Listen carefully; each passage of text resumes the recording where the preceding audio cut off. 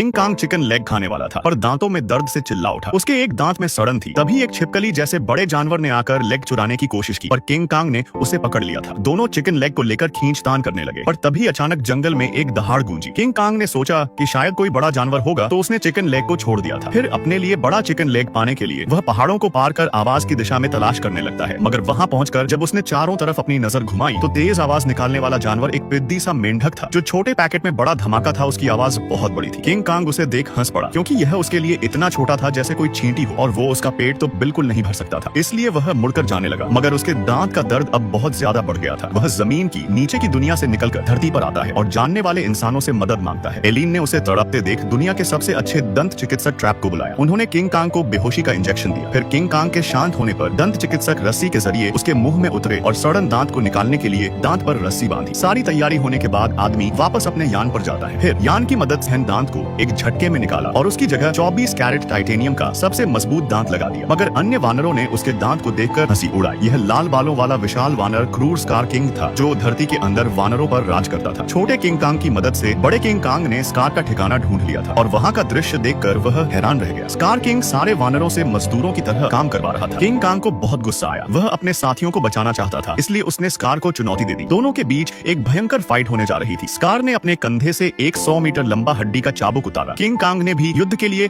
अपनी कुल्हाड़ी उठाई और वानरों के साथ एक बड़ी लड़ाई शुरू हुई। चाबुक के अगले सिरे पर एक धारदार खंजर लगा हुआ था जिससे किंग कांग का हाथ छलनी हो गया। स्कार के ताकतवर होने के कारण किंग कांग कमजोर था। उसने किंग कांग की कुल्हाड़ी दूर फेंक दी। स्कार फुर्तीला था। वो किंग कांग को उलझाता रहा लेकिन पूर्ण शक्ति के सामने सभी हमले बेकार थे। किंग कांग ने पलटवार किया, स्कार को पटका और दूर फेंका। स्कार ने अपनी आखिरी चाल के रूप में चमकता हड्डी का चाबुक जैसे ही किंग कांग की ओर निशाना बनाया तभी अचानक एक विशाल हिमदानव प्रकट हुआ। यह प्राचीन टाइटन था जो गॉडजिला से भी बड़ा था। स्कार ने उसे जंजीरों में बांध कर रखा था। तभी उसके आदेश पर उसने किंग कांग पर अपनी तेज बर्फीली सांस छोड़ी। किंग कांग उसके हमले से बचता हुआ कुल्हाड़ी से उसके हमले को रोकना चाहता था मगर हिमदानव की बर्फीली सांस इतनी ताकतवर थी कि उसे रोकने के चक्कर में किंग कांग का एक हाथ हमले की चपेट में आ गया और गंभीर रूप से घायल हो गया। मॉन्स्टर फिर से बर्फीली सांस छोड़ने जा रहा था लेकिन तभी छोटे किंग कांग ने उसे वहां से भागने का इशारा किया। किंग कांग जैसे तैसे बर्फीली सांस के हमले से बचते हुए वहां से भाग निकला था। अंत में वो छोटे किंग कांग के साथ मदद के लिए जमीन पर लौट आया और जब मेई ने घायल किंग कांग को देखा तो उसने तुरंत उसके हाथ की जांच की। किंग कांग का हाथ बुरी तरह से घायल था जिससे लड़ना असंभव था। इसलिए किंग कांग की मदद के लिए मेई ने बेस से एक यांत्रिक हाथ मंगवाया जो किंग कांग के हाथ पर बिल्कुल फिट बैठ गया था। जागने पर किंग कांग ने तुरंत नए हाथ को आजमाया जो बेहद शक्तिशाली निकला। अब किंग कांग लाल बंदर स्कार की बैंड बजाने के लिए पूरी तरह से तैयार था। किंग कांग ने जिंदगी में पहली बार हार का स्वाद चखा था और घायल होकर भाग रहा था जबकि स्कार के लोग उसे मारने के लिए पीछे पड़े थे लेकिन उन्हें पता नहीं था कि वे किंग कांग के जाल में फंस गए हैं। उसने एक लकड़ी हवा में फेंकी और तंत्र सक्रिय हो गया जिसके चपेट में 2 वानर आ चुके थे। किंग कांग भागता रहा और छलांग लगाकर उसने रस्सी पकड़ी जिससे एक और वानर उसके जाल में फंस गया था। अब उसके आखिरी जाल में वानरों के फंसने की बारी थी मगर चतुर वानर लीडर ने उसकी चाल समझ ली जिससे किंग कांग की आखिरी उम्मीद टूट गई। अब उसके पास लड़ने के सिवा और कोई चारा नहीं था लेकिन अगले ही पल रस्सी के टूटने से आखिरी जाल सक्रिय हो गया। ऊपर से सारे पत्थर वानरों पर आ गिरे थे। किंग कांग ने जब ऊपर देखा तो यह छोटे किंग कांग का काम था। घायल किंग कांग को देख छोटा किंग कांग उसके पास आया। अपने छोटे शरीर से उसे सहारा दिया। उनके जाने के बाद चट्टान हटी। एक दुश्मन अभी भी जीवित था। छोटे किंग कांग की मदद से वे ईवी जनजाति के पास पहुंचे। चतुर वानर भी पीछे आया पर उसने हमला नहीं किया बल्कि खबर देने वापस स्कार के पास लौट गया। सभी घायल किंग कांग को देख हैरान थे कि कौन सा जानवर उसे इतना घायल कर सकता है। डॉक्टर ने जांच कर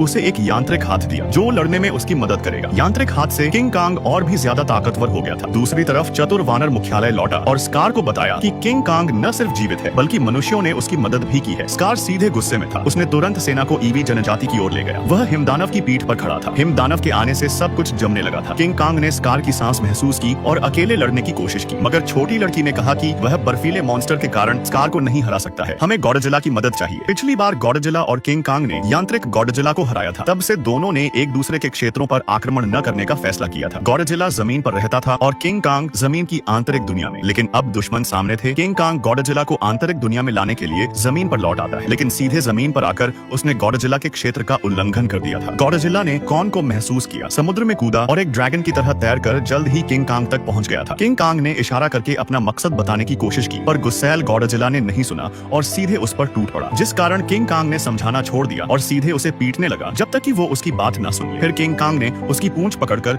उसे जमीन की आंतरिक दुनिया में खींचने की कोशिश की पर गॉडजिला ने ऊर्जा जमा की और एटॉमिक ब्रेथ छोड़ी। किंग कांग उसके हमले से बचता हुआ भागने लगा। फिर गॉडजिला धुएं से बाहर निकलकर किंग कांग को जमीन पर गिराता है और पैरों तले दबोच लेता है। जैसे ही गॉडजिला फिर हमला करने वाला था तभी एक रहस्यमयी शक्ति ने उसे दूर फेंक दिया, जिसके अगले पल ही पौराणिक मोथरा प्रकट हुई। दरअसल लड़की ने अपने ईवी रक्त से मोथरा को जगाया था। उसने मोथरा को खतरे की जानकारी दी, जिसके बाद मोथरा तुरंत जमीन पर आई। मोथरा की मदद से किंग कांग और गॉडजिला ने अपने बीच की गलतफहमी दूर की और स्कार से लड़ने को तैयार हो गए। दूसरी ओर स्कार ईवी लोगों के गुप्त ठिकाने में घुस गया था। गॉडजिला और किंग कांग भी धरती की आंतरिक दुनिया में पहुंचे, जिसके बाद दोनों पोजीशन लेकर एक दूसरे की ओर लड़ने के लिए आगे बढ़े। घमासान युद्ध शुरू होने जा रहा था।